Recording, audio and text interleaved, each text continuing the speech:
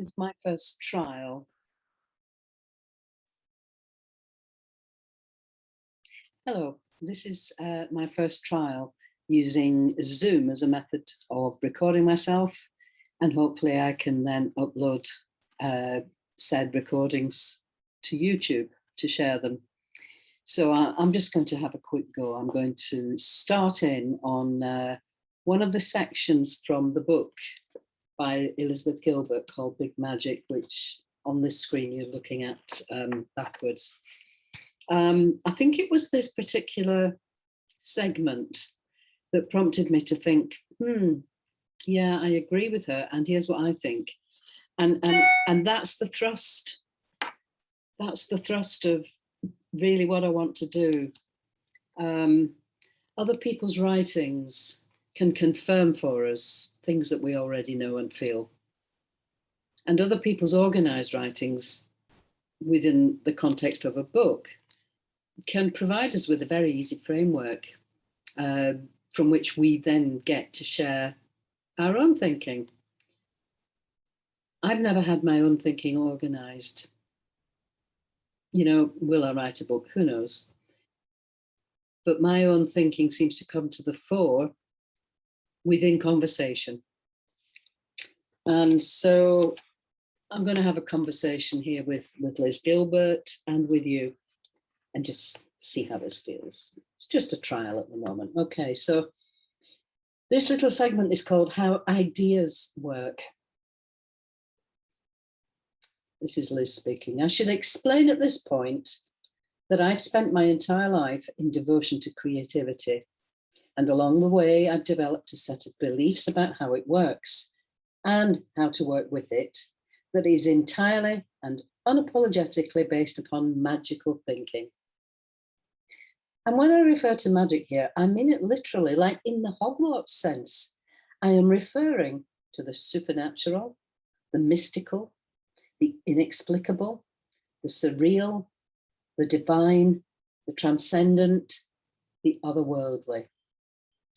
Because the truth is, I believe that creativity is a force of enchantment, not entirely human in its origins. I'm aware that this is not an especially modern or rational way of seeing things. It is decidedly unscientific. Just the other day, I heard a respected neurologist say in an interview, the creative process may seem magical, but it is not magical. It is not magic. With all due respect, I disagree. I believe the creative process is both magical and magic. Because here is what I choose to believe about how creativity functions. I believe that our planet is inhabited not only by animals and plants and bacteria and viruses, but also by ideas. Ideas are a disembodied energetic life form. They are completely separate from us, but capable of interacting with us, albeit strangely.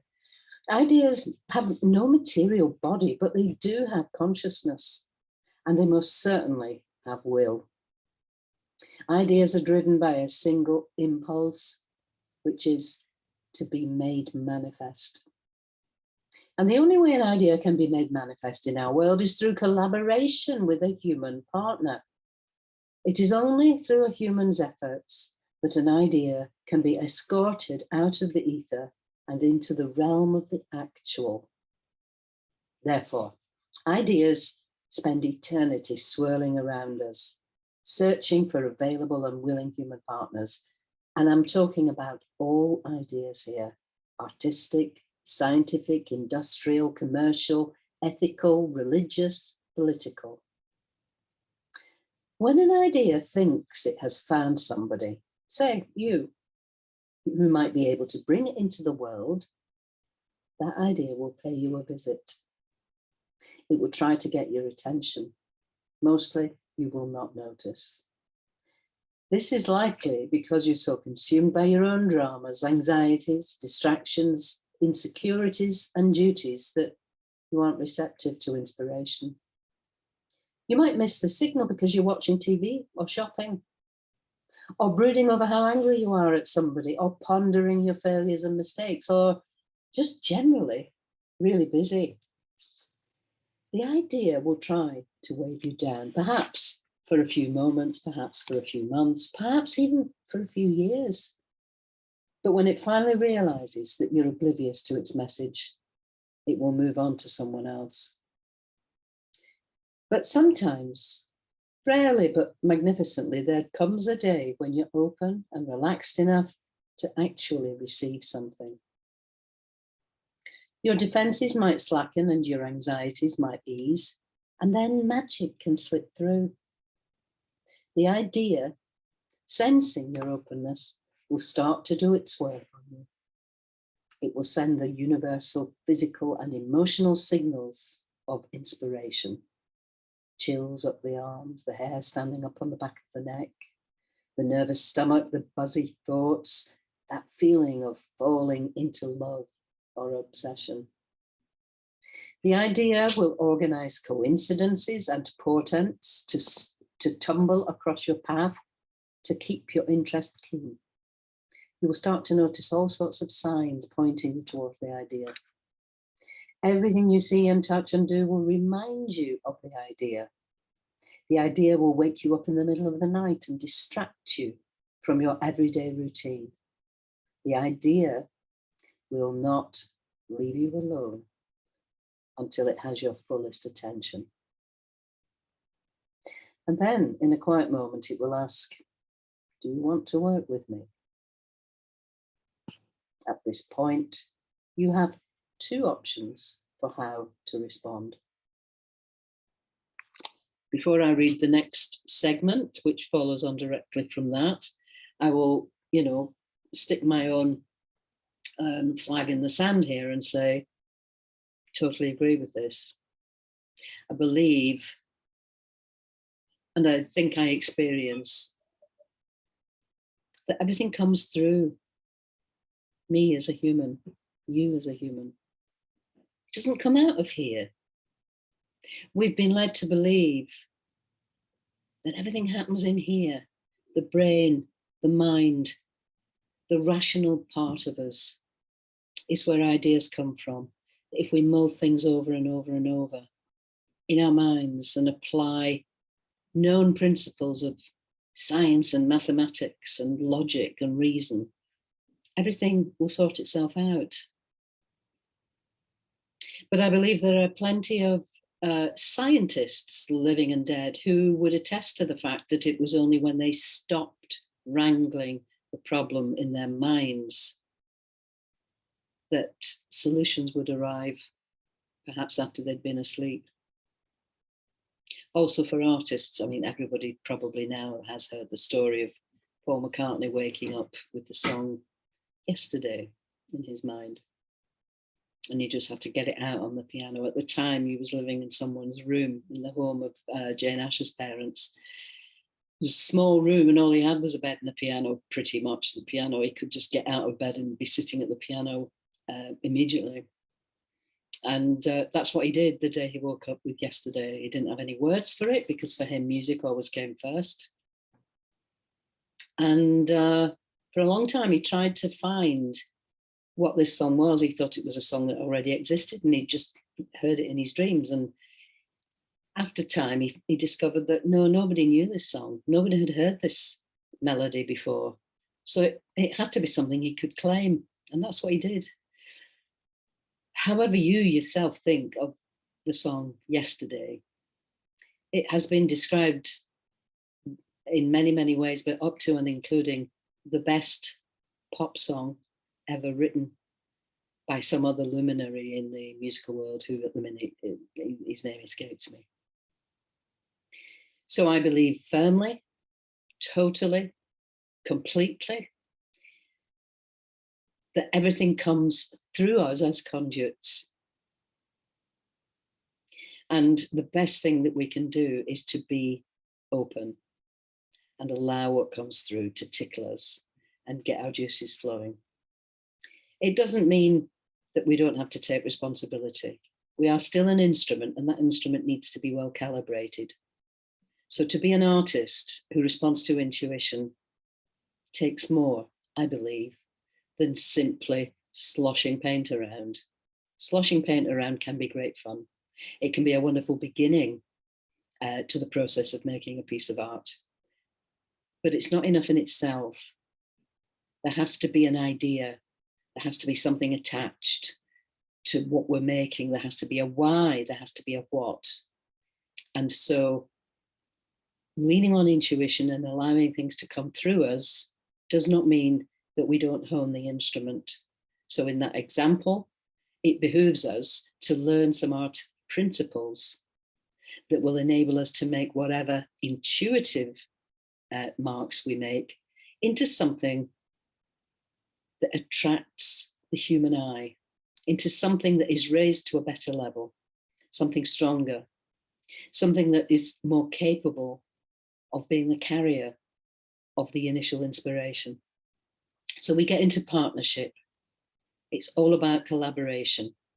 And the way that Elizabeth Gilbert puts it, it's as though everything's flying around and it's coming around and it's looking for the person to come through. And if you don't sense it and open up to it, it just goes, well, I'll just have to go somewhere else. This makes perfect sense to me. There's a quote on my very own website, which I never remember. I'm going to do my best very quickly, without boring you, to read it. I'm going to find it and I'm going to read it.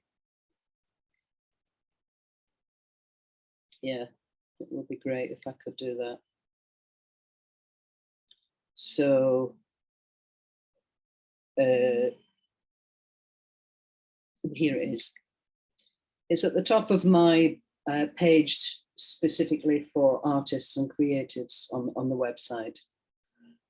And it's this: art is standing with one hand extended into the universe and one hand extended into the world, and letting ourselves be a conduit for passing energy. And if that sounds like a new age teacher, you'd be wrong. It's Albert Einstein. Continuing with Liz. She said, the idea will ask you in a quiet moment, do you want to work with me? At this point, you've got two options.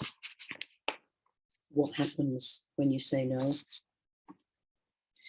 The simplest answer, of course, is just to say no, and then you're off the hook. The idea will eventually go away, and congratulations, you don't need to bother creating anything. To be clear, this is not always a dishonorable choice. True, you might sometimes decline inspiration's invitation out of laziness, angst, insecurity, or petulance. But other times, you might need to say no to an idea because it is truly not the right moment, or because you're already engaged in a different project, or because you're certain that this particular idea has accidentally knocked on the wrong door. I have many times been approached by ideas that I know are not right for me, and I've politely said to them, I'm honoured by your visitation, but I'm not your girl. May I respectfully suggest that you call upon, say, Barbara Kingsolver? I always try to use my most gracious manners when I'm sending an idea away. You don't want word getting around the universe that you're difficult to work with, do you? Whatever your response, though, do be sympathetic to the poor idea. Remember, all it wants is to be realised. It's trying its best. It seriously has to knock on every door it can. So you might have to say no. And when you say no, nothing happens at all. Mostly, people say no. Most of their lives, most people just walk around day after day saying no, no, no, no, no. But then again, someday you just might say yes. If you do say yes to an idea, now it's showtime. Now your job becomes both simple and difficult. You have officially entered into a contract with inspiration, and you must try to see it through all the way to its impossible to predict outcome. I'm taking an aside here to underline impossible to predict. This underlines the difference between working from true inspiration and working from a place of control, which decides from the outset what the outcome is going to be. That's not the life of a true artist. Now, you may set the terms for this contract however you like. In contemporary Western civilization, the most common creative contract still seems to be one of suffering. This is the contract that says, I shall destroy myself and everyone around me in an effort to bring forth my inspiration, and my martyrdom shall be the badge of my creative legitimacy. If you choose to enter into a contract of creative suffering, you should try to identify yourself as much as possible with the stereotype of the tormented artist. You will find no shortage of role models. To honour their example, follow these fundamental rules. Drink as much as you possibly can, sabotage all your relationships, wrestle so vehemently against yourself that you come up bloodied every time, express constant dissatisfaction with your work. There's one I think we're all a bit familiar with, even if we don't employ that ourselves. Jealously compete against your peers, begrudge anyone else's victories, proclaim yourself cursed, not blessed, by your talents, attach your sense of self-worth to external rewards, be arrogant when you are successful and self-pitying when you fail, honor darkness above light, die young, and blame creativity for having killed you. Does it work, this method? Well, sure, works great till it kills you. So you can do it this way if you really want to. By all means, don't let anyone else ever take away your suffering if you're committed to it. But I'm not sure this route is especially productive, or that it will bring you or your loved ones enduring satisfaction and peace.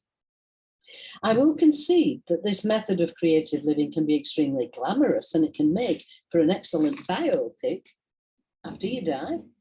So if you prefer a short life of tragic glamour to a long life of rich satisfaction, knock yourself out. However, I've always had the sense that the muse of the tormented artist, while the artist himself is throwing temper tantrums, is sitting quietly in a corner of the studio, buffing its fingernails, patiently waiting for the guy to calm down and sober up so everyone can get back to work. Because in the end, it's all about the work, isn't it? Or shouldn't it be? Maybe there's a different way to approach it, and may I suggest one? A different way is to cooperate fully, humbly, and joyfully with inspiration. This is how I believe most people approach creativity for most of history, before we decided to get all la boheme about it. You can receive your ideas with respect and curiosity, not with drama or dread. You can clear out whatever obstacles are preventing you from living your most creative life, with the simple understanding that whatever is bad for you is probably also bad for your work. You can lay off the booze a bit in order to have a keener mind. You can nourish healthier relationships in order to keep yourself undistracted by self-invented emotional catastrophes. You can dare to be pleased sometimes with what you have created. And if a project doesn't work out, you can always think of it as having been a worthwhile and constructive experiment. You can resist the seductions of grandiosity, blame, and shame. You can support other people in their creative efforts, acknowledging the truth that there's plenty of room for everyone.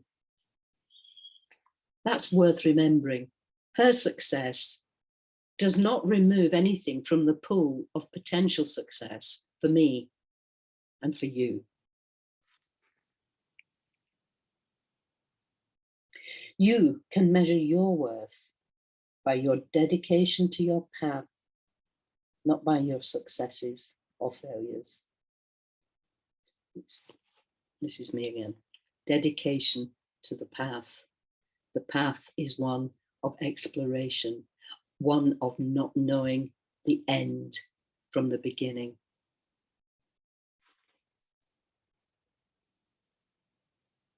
You can battle your demons through therapy, recovery, prayer, or humility, instead of battling your gifts, in part by realizing that your demons were never the ones doing the work anyhow. You can believe that you are neither a slave to inspiration nor its master, but something far more interesting, its partner, and that the two of you are working together towards something intriguing and worthwhile. You can live a long life making and doing really cool things the entire time. You might earn a living with your pursuits, or you might not, but you can recognize that this is not really the point. And at the end of your days, you can thank creativity for having blessed you with a charmed, interesting, passionate existence. That is another way to do it, and it's totally up to you. I'm not going to read any more now. I'm going to leave that with you, but I am simply going to reiterate my own, I hesitate to call it belief, I really do, because it's from my experience. When we experience something as true, we don't need a belief. Beliefs are all well and good, but I don't think they're true. I think what is true is always true. It doesn't need any particular belief. It just needs us to see it. And if it is true, it's never going to need a belief system to be built around it to support it. What is true is simply true. Over the thousands of years of civilized life, many, many people have formed many societies and religions to try to encapsulate and describe and talk about truth as they've discovered it. So all of the religions and systems of thought contain truth, but no one of them is the owner of it. So for me, what is true is that there is something greater than us that is the source of all life as we know it and as we don't know it. It inhabits all things, all beings, and through those of us with higher levels of consciousness, this source of life bounds into the world around us in the form of the things that we create. We are elements of something grand, wonderful, beautiful, magical. And the clearer we can be as conduits, the more we can remove blockages that prevent us from being efficient conduits. Then the more the world receives from us via our uniqueness and our gifts that go hand in hand with that creative impulse, what Elizabeth Gilbert is referring to as inspiration. And B, we ourselves discover a life of richness, completeness, fulfillment, meaning, and purpose. That's my experience. That's what I see. And within that framework, all creative efforts and endeavors are honored, important, valuable. They're coming through us. They don't belong to us. They want to serve the world and that's what we as artists are able to work with, hand in hand with that creative source, whatever it is, whatever we call it, however we see it. So I'm going to end it there. Those are Elizabeth Gilbert's words, read from the book Big Magic, and my own responses and ponderings to them. See you next time.